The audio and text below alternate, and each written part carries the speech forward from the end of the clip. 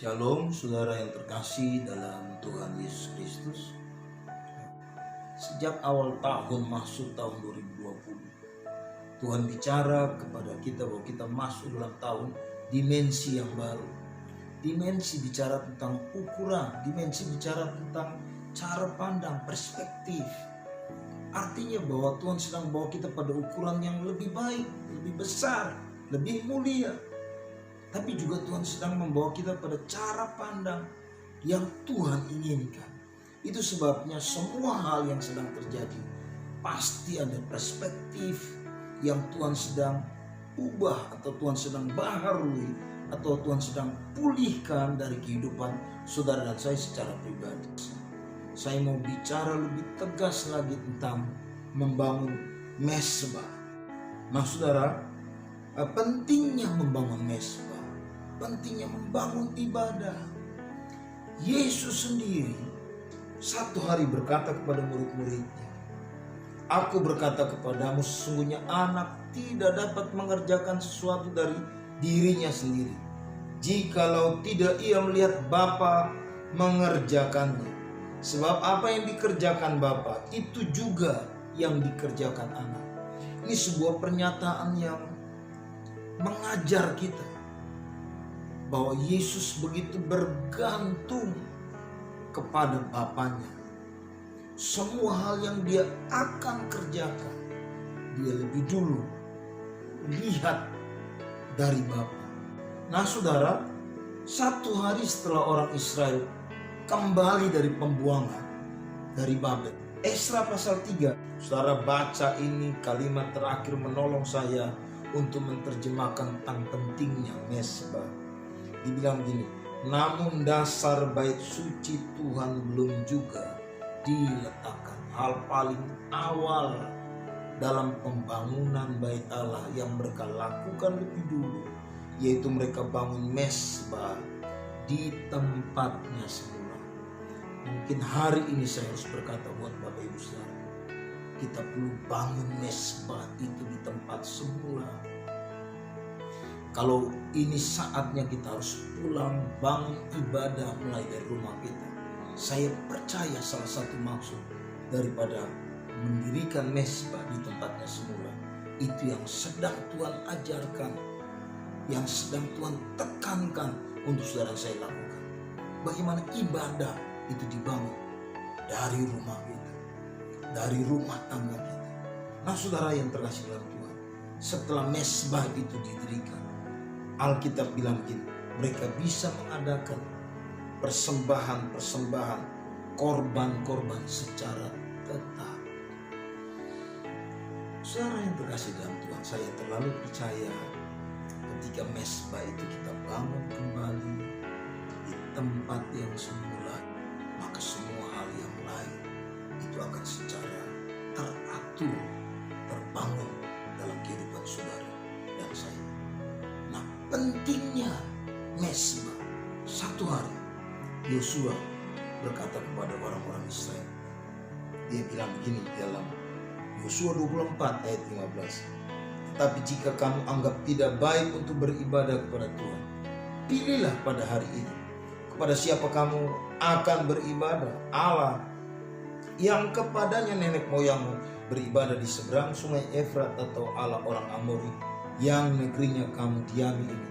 Tetapi aku dan seisi rumah kami akan beribadah kepada Tuhan." Kita mau lihat sama-sama, apa sih faedahnya, apa sih manfaatnya, apa yang Alkitab catat tentang akibat daripada mesbah itu dibangun di dalam kehidupan kita.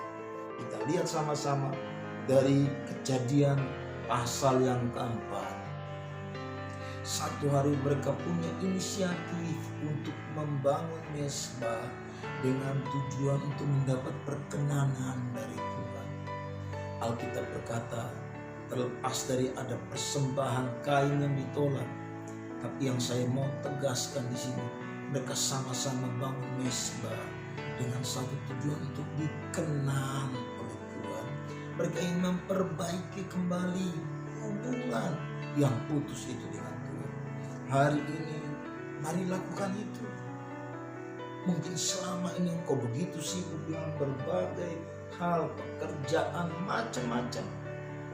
Biar ini jadi momentum buat saudara saya. Bangun kembali mesbah. Cari perkenanan Tuhan. Itu yang dibuat oleh Kain dan Habel. Dan Alkitab berkata, akibatnya Tuhan mengindahkan apa yang dilakukan oleh Habel. Tuhan peduli, Tuhan berkenan. Berapa banyak saudara yang ingin Tuhan peduli dengan hidup kita? Berapa banyak saudara yang ingin Tuhan berkenan dengan hidup saudara dan saya? Mari bangun mesbah. Yang kedua, Bapak Ibu Saudara, kita tahu kisah Nuh. Setelah peristiwa air bah, lalu kemudian berhenti, Nuh turun dari perahu. Yang pertama kali Nuh buat, yaitu dia bangun mesbah. Dia persembahkan korban buat Tuhan. Ternyata hati Tuhan tergugah dengan mesbah yang dibangun oleh Nuh. Sampai Tuhan berfirman begitu, aku takkan mengutuk bumi ini lagi. Aku takkan memusnahkan, membinasakan lagi segala yang hidup seperti yang pernah kulakukan. Sekalipun manusia itu jahat hatinya. Sesuatu yang luar biasa. Apa yang dilakukan oleh Nuh itu mendapat perhatian yang istimewa dari Tuhan. Bahkan sampai hari ini, setiap kali kita melihat pelangi, menjadi tanda buat kita bahwa Tuhan pernah berjanji, Dia tidak akan pernah musnahkan semua yang hidup seperti yang pernah Dia lakukan. Maukah apa yang kita bangun dalam rumah tangga kita itu sampai mempengaruhi keputusan Tuhan? Sesuatu yang luar biasa yang menjadi akibat karena mesbah yang dibangun oleh Nuh. Karena itu bangun mesbah. Suatu hari Daud karena kesombongannya, dia melakukan sesuatu yang Tuhan tidak suruh. Sehingga dalam 3 hari 70.000 orang Israel mati karena penyakit sampar. Apa yang dilakukan oleh Daud? Daud, Alkitab catat begini, lalu Daud mendirikan di sana mesbah bagi Tuhan dan mempersembahkan korban bakaran dan korban keselamatan. Maka Tuhan mengabulkan doa untuk negeri itu dan tulah itu berhenti menimpa orang Israel. Ternyata Bapak Ibu Saudara, akibat mesbah yang dibangun oleh Daud, itulah yang mengakibatkan 70.000 orang Israel mati dalam 3 hari. Langsung berhenti. Berapa banyak saudara percaya bahwa doa orang benar besar kuasa? Berapa banyak saudara percaya bahwa ketika kita berseru, Tuhan mendengarkan kita? Berapa banyak saudara yang hari ini mungkin dikacaukan, diragukan dengan berbagai tulisan-tulisan yang ada di WhatsApp saudara berkaitan dengan beberapa kondisi-kondisi yang menggoyahkan iman. Hanya karena ada beberapa hamba-hamba Tuhan yang meninggal di momentum karena COVID-19. Lalu kemudian mulai muncul macam-macam reaksi, macam-macam pendapat. Saya mau bilang buat Bapak Ibu Saudara, bukankah tokoh-tokoh di Alkitab pun ada yang mengalami keadaan-keadaan yang mati? Apakah Tuhan angkat pagar dari kehidupan mereka? Saya percaya hari ini kita perlu dengar baik-baik.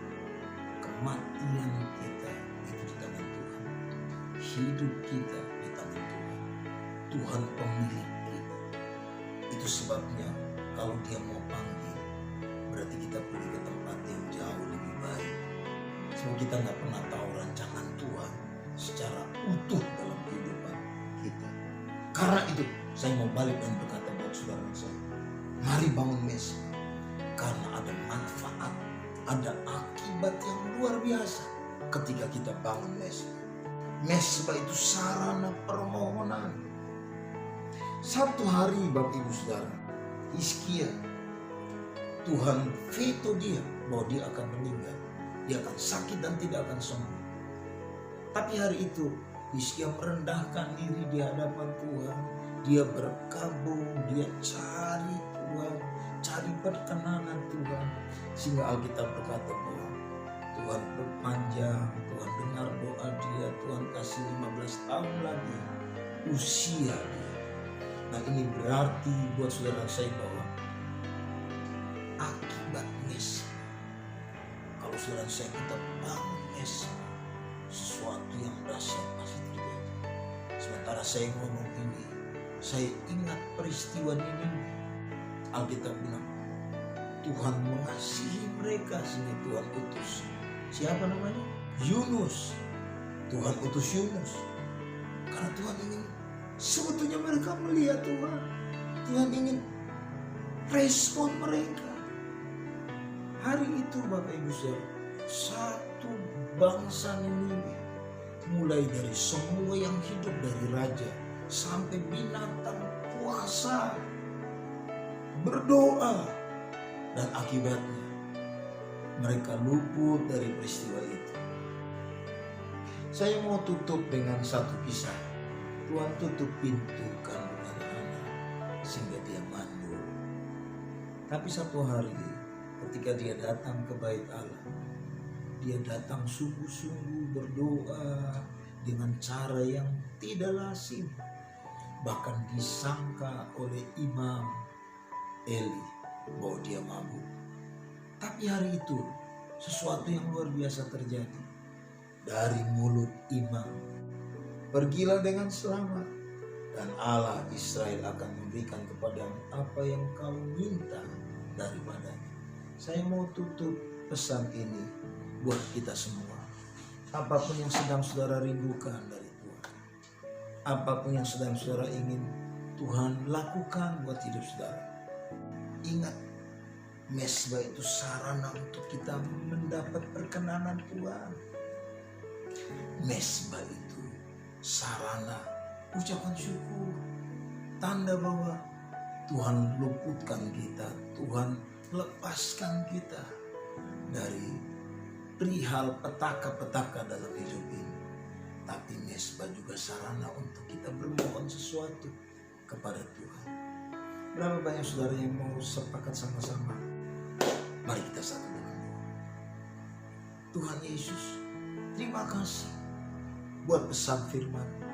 Satu perkara yang kami percayai, bahwa kebenaran firman menjadi jawaban buat kami, memberikan jalan keluar kepada kami. Kami sedang bergumul, berhadapan dengan COVID-19. Ada begitu banyak orang yang sakit, bahkan meninggal karena COVID, karena penyakit sampar ini. Kami satu hati mau berdoa dalam nama Tuhan Yesus. Tuhan, kalau Engkau izinkan ini terjadi, untuk kami membangun mesbah itu di tempat yang semula, untuk kami memperbaiki mesbah kami. Tuhan, ini hidup kami. Ampuni kami ya Allah, ampuni kami.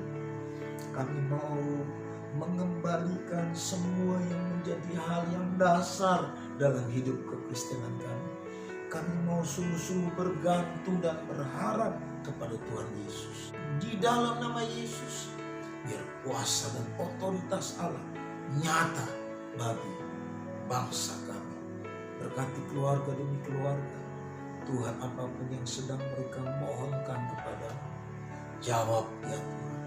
Kalau Engkau menjawab Hizkia, kalau Engkau menjawab Hana, jawab doa setiap anak-anak. Hamba berdoa dalam nama Yesus. Tuhan, nyatakan kuasa, mujizat bagi kami semua. Terpujilah namamu ya Allah, di dalam nama Tuhan Yesus Kristus. Haleluya.